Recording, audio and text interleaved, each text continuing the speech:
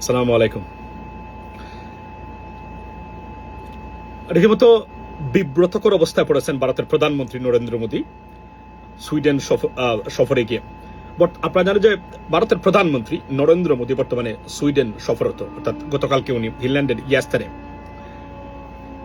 প্রধানমন্ত্রী আজকে আপনার সুইডেনের প্রধানমন্ত্রীর সাথে দেখা করেছেন এবং একটা প্রেস কনফারেন্সে তারা জয়েন্ট স্টেটমেন্ট দিয়েছেন। সেখানে he left the stage without taking a single question from the journalist.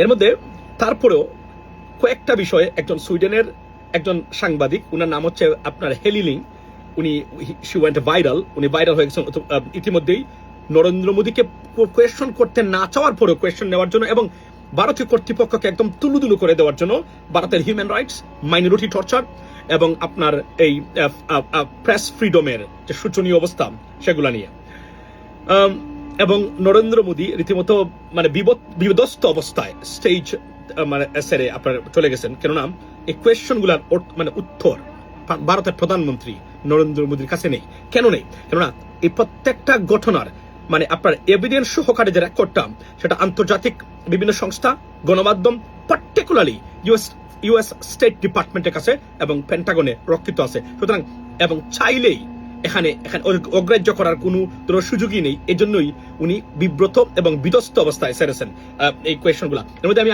আপনার এই সেই সাংবাদিকের একটা লাস্ট কোয়েশ্চন, একটা কোয়েশ্চন করেছিলেন ভারতের মানে এমইএ চিফ যিনি সেক্রেটারি, উনাকে করেছিলেন যে why should countries trust India. এই কোয়েশ্চনে উনি বিধ্বস্ত এবং রীতিমতো মানে এক ধরনের হুঙ্কার সেরেছেন বিভিন্ন ধরনের তথ্য দিয়ে। ওনারা আপনার কোভিড নিয়ে হেল্প করেছেন, মেডিসিন দিয়ে হেল্প করেছেন কোভিডের সময় সারা পৃথিবীকে, যদিও এর মধ্যে অধিকাংশই মিথ্যাচারে ভরপুর। আপনারা জানেন তো যে ভারতীয় মিডিয়া বা কর্তৃপক্ষ যে কথাবার্তা বলেন তার মধ্যে 8 out of 10 কমপ্লিটলি লাই, মানে ফুল অফ লাই। সো আমি আপনাদেরকে কোয়েশ্চনটা শোনাই উনাকে, উনি আসলে কি প্রশ্নটা করেছিলেন নরেন্দ্র মোদীকে যখন নরেন্দ্র মোদী স্টেট আপনার সেরে যাচ্ছিলেন। শুনেন।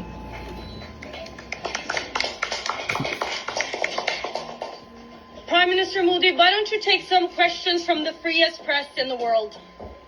এবং উনি যখন চলে যাচ্ছেন, কারণ freest press in the world, do you know এর কোয়েশ্চন অর্থ কি? অর্থ হলো পৃথিবীতে মানে সবচেয়ে মুক্ত বা মানে স্বাধীনতা, সরি মানে আপনার এই প্রেস, এই যে স্বাধীন প্রেস, এই স্বাধীন প্রেস থেকে কোয়েশ্চন আপনি নিচ্ছেন না কেন?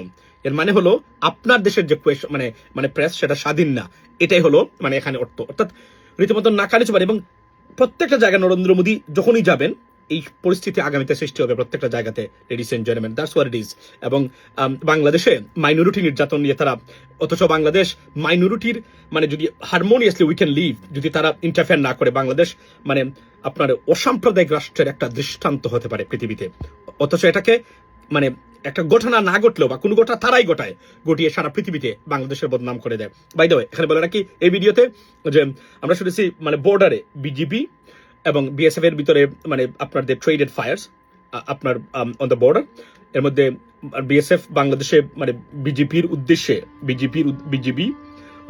আসলে এটা বিজেপি কি বলবো বুঝি না। এটা আমাদের মানে বিডিআর বা বাংলাদেশ রাইফেলসে হওয়া উচিত এবং স্বরাষ্ট্রমন্ত্রীকে এবং বর্তমান প্রধানমন্ত্রীকে অনুরোধ করি, please change the name, that's the bottom line. এটাই আমাদের নাম, কারণ এটা ভারত সহ্য করতে পারে না। সো তারও পাল্টা গুলি চালিয়েছে। এবং আমি আবার বলি, নেপালের একজন ব্যক্তিকে গুলি চালানোর কারণে কি হয়েছিল নেপালে আপনারা দেখেছেন। ভারতের চীনের মানে বর্ডারে একজন মানুষকে তারা যদি গুলি করে 10 জনকে গুলি করেছে চীনারা, পাকিস্তানের একজনকে করলে 10 জনকে করে। শুধু Bangladesh, why we are so weak? We are not weak, but what is the reason why India undermining Bangladesh?